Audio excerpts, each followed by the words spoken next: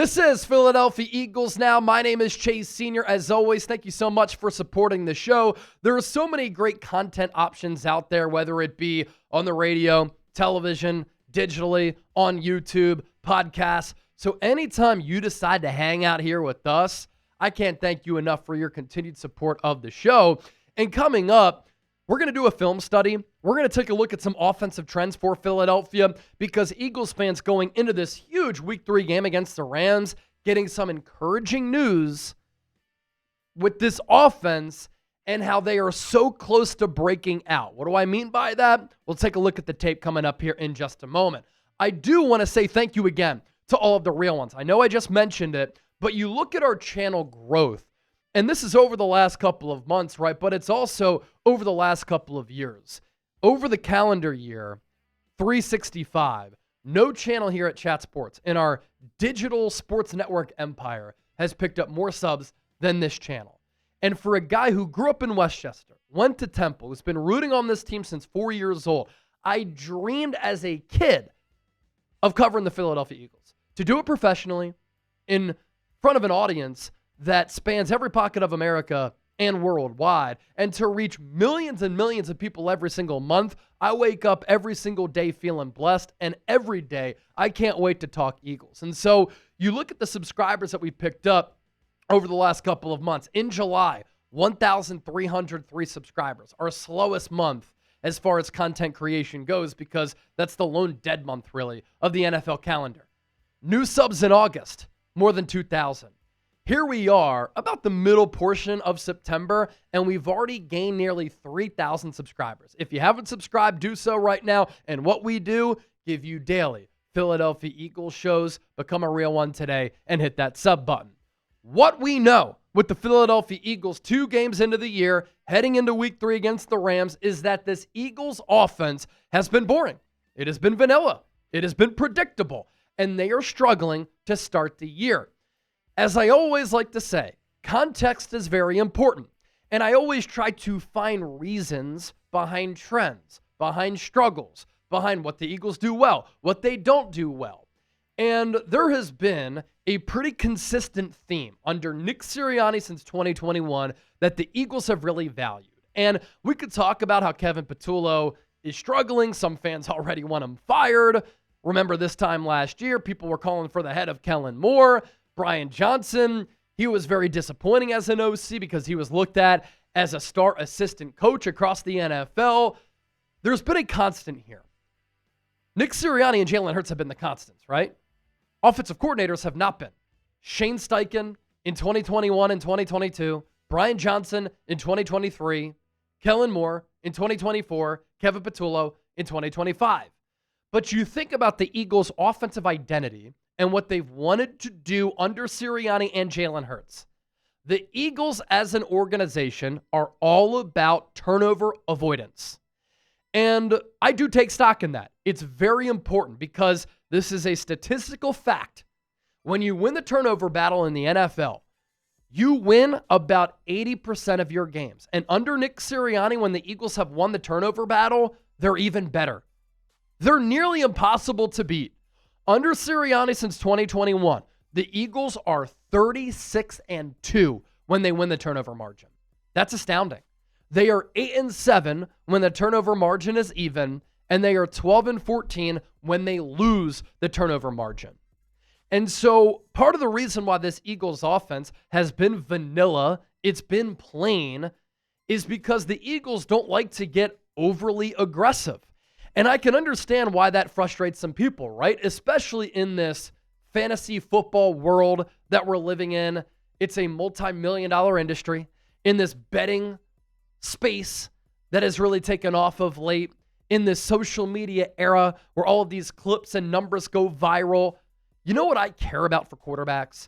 It's quarterbacks winning games. You don't always have to put up video game-like numbers. Josh Allen and Patrick Mahomes, Lamar Jackson, Justin Herbert, Joe Burrow, they have put up huge, crazy, insane video game-like numbers. Other than Patrick Mahomes, how many Super Bowls do those quarterbacks have? None. And those quarterbacks have been prone to turning the football over. And so that is part of the reason why the Eagles have that offensive philosophy. They know that they're built so well in the trenches that they can wear the opposition down throughout the course of a 60-minute game. And as I always like to say too, they're like a boa constrictor, right? With how physical of a brand of football they play and how talented they are, the level of coaching that they have, the talent on the roster, they strangle the opponent, and over the course of a game, they just suffocate you. And they know that if they don't turn the football over and they play clean and it's late, they're going to make the plays late to win, and they're going to have a great chance of winning. 36-2 when they win the turnover margin. But that brings me to my next point too. This Eagles offense, yeah, it hasn't been great. Hasn't been necessarily fun to watch the first 2 games of the year, and it's puzzling how that can happen with this much talent. But what if I told you this Eagles offense is getting very close to breaking out, and this Eagles offense, which has lacked explosive plays, is getting closer and closer to being able to accumulate explosive plays? Let's take a look at the tape here as I promised. I never lie to the people. This was the first play of the game on Sunday against the Kansas City Chiefs. Ball spotted at the 30-plus yard line. A.J. Brown in motion. Saquon Barkley in the backfield. To the left of Jordan Mailata here is Grant Calcaterra. Not a good blocking tight end, but the Eagles were without Dallas Goedert. On the other side of the formation, to the right, flanking Lane Johnson in the backfield is Kylen Granson. And so A.J. Brown is in motion here from left to right, and he's going to join the near side of DeVonta Smith, and he's going to run a route out of the slot. Jalen Hurts takes the snap here, and you can see with his eyes, he is looking at A.J. Brown. And the number one read here is A.J. Brown. But what happens in front of Jalen Hurts? Grant Calcaterra completely whiffed on his block, and you see the defender already got past him in a blink. And then Kylen Granson, who was supposed to come across the formation kind of like a backside, crack side block, whiffs. And so the protection breaks down. Jalen Hurts then has to step up. He then fumbles. But if the protection held up, look at A.J. Brown right here. A.J. Brown is wide open.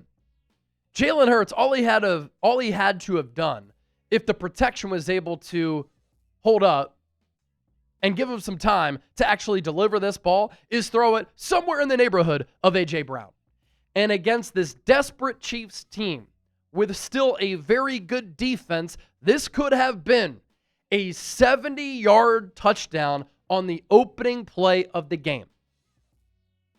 Instead, it got spoiled. It went for a loss. Grant Calcaterra had to recover that fumble, and A.J. Brown's like, are you kidding me? Nothing is going right for me early this year. And in a game where more than 33 million people watched, it was the most viewed Sunday telecast in the history of Fox for an NFL game, the most watched Week 2 game ever. The Eagles nearly started this game off with a straight-up bang. And that would change our thoughts of this Eagles offense.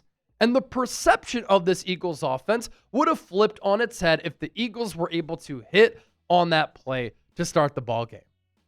Another play that was really big in this game. You take a look here at Jalen Hurts in the shotgun. This is a 2-by-2 set. Saquon Barkley to his right. DeVonta Smith is the player who we want to focus in on here. And he's lined up in the slot. A.J. Brown toward the boundary here at that X wide receiver spot. Jalen Hurts is going to take the shotgun snap. And because the Chiefs were sending pressure all day long, it changed the Eagles' play calling, and it changed what the Eagles wanted to do on offense because Hurts had to get rid of it very quickly, going up against all of these pressure looks when he was blitzed more than 60% of the time. And so this is a quick developing play where the design is for Hurts to get rid of the ball very fast. He makes an accurate throw to DeVonta Smith right here. And I want everybody to look at all of the real estate, all of the open field right here. And DeVonta Smith is one-on-one with the DB. DeVonta Smith catches this ball as we go to the next slide. And he tries to cut inside right here so that he can take advantage of all this running room and picking up yards after the catch. If DeVonta Smith is able to break this tackle, and he barely got bottled up, it was kind of like a shoestring ankle tackle. Is he scoring a touchdown right here? I think DeVonta Smith is scoring a touchdown right here because there is nobody who is close to DeVonta Smith, especially with the speed that he has. And you have to imagine that right here, A.J. Brown is going to be able to block his man. And so this ball was snapped right around midfield.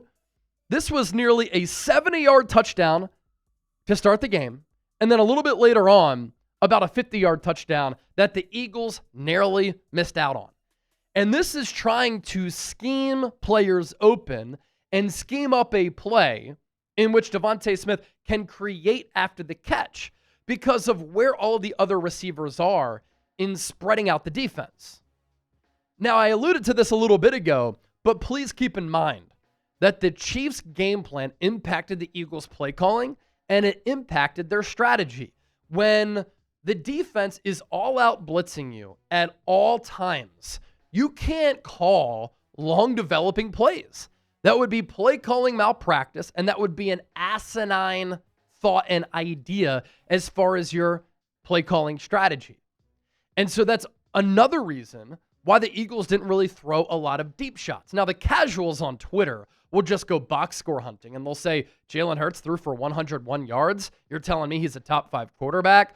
But they don't actually watch the game. So always ignore them and always remember that a small percentage of people are on social media, but they just have loud voices. So it makes it seem heavier and greater than that chatter actually is. Now, coming up next, what did Kevin Patullo say about all of this? What he did have to say, I think, is encouraging for some Eagles fans heading into week 3. Let me tell you about this deal, though, thanks to our fine friends at Fanatics. We have sold a bunch of these Eagles Super Bowl shirts. Why? Because they're on sale. A crazy deal right now. Celebrate that Super Bowl 59 championship with these clean-looking tees. They were $38, now on sale for just $26. All you have to do is use that link down below, chatsports.com/SB59 shirt. But that deal only applies if you use our exclusive link. Now, here's what Kevin Patullo had to say about this Eagles offense. I think even if you go back to last year and years past, you want the offense to trend in the right direction. And that direction is at the end of the season. That's where you want to peak it out. So really, as long as we continue to go through what we're going through and winning games, finding ways to win, at some point during the year, we'll say, oh, we went through that, and here's how we fix that, and here's how we solve it. So I think it's an important thing that we go through it now rather than later, and we can continue to trend in the right direction. I love that thought process, and I love that type of strategy. How many times have we seen teams peak early, like the Miami Dolphins under Mike McDaniel? Oh my gosh, the Dolphins scored more than 70 points against the Denver Broncos and Sean Payton. What happens when it gets cold and the Dolphins have to go on the road? They're a soft team. And they peak early, they struggle and fizzle late, and they fall apart. Under Nick Sirianni, 2021, 2022, 2024, they have peaked late, and they have rounded into their best form late in the year when they're getting ready for the NFL playoffs, which is when you want to be playing your best football. And it's kind of like a baseball analogy, right? The Philadelphia Phillies last year had a great record. They sucked for the final couple months of the year. They went into the playoffs cold, zapped. Oftentimes in baseball, those teams that are hot in August and September, they're the ones who go on that October run. Same in football, right? It's really hard, see 2023, to struggle late in the year, then the playoffs come around and you're like, this is when we're going to kick it into gear. Rarely happens that way. And again, last year for this Eagles team, they weren't a good offense until about week 7, week 8. They were very Jekyll and Hyde, up and down, riding the seesaw. Here's also what Kevin Patullo said about the Eagles taking downfield shots, because Jalen Hurts only has 3+ plays of 10+ yards completion-wise. Sometimes in-game, it just doesn't happen. It's definitely something we want to do. It's not something we're avoiding. I know going forward, we have the plan in place. If it comes up, it'll definitely happen. And I want to see the Eagles do this, right? Take advantage of Jalen Hurts' deep ball. The touch, the timing, the anticipation that he throws with on the long ball. I think it's the best deep ball in the NFL. Really is reminiscent of Russell Wilson's moon ball from back in the day. And I think over time, we've seen that Jalen Hurts, just a better all-around player than Russell Wilson. But you also have to remember that the Chiefs blitz Jalen Hurts on more than 60% of snaps. You can't have those elongated plays, run play action, try to take shots deep when you're getting blitzed so heavily. And so that's part of the reason why Hurts hasn't been able to throw it long. Now, against the Dallas Cowboys, yeah, it was a little bit different. But Jalen Hurts was able to take advantage of what the defense gave him and use his legs. And he straight up carved up the Dallas Cowboys. They didn't go QB spy, and Hurts was awesome running the ball.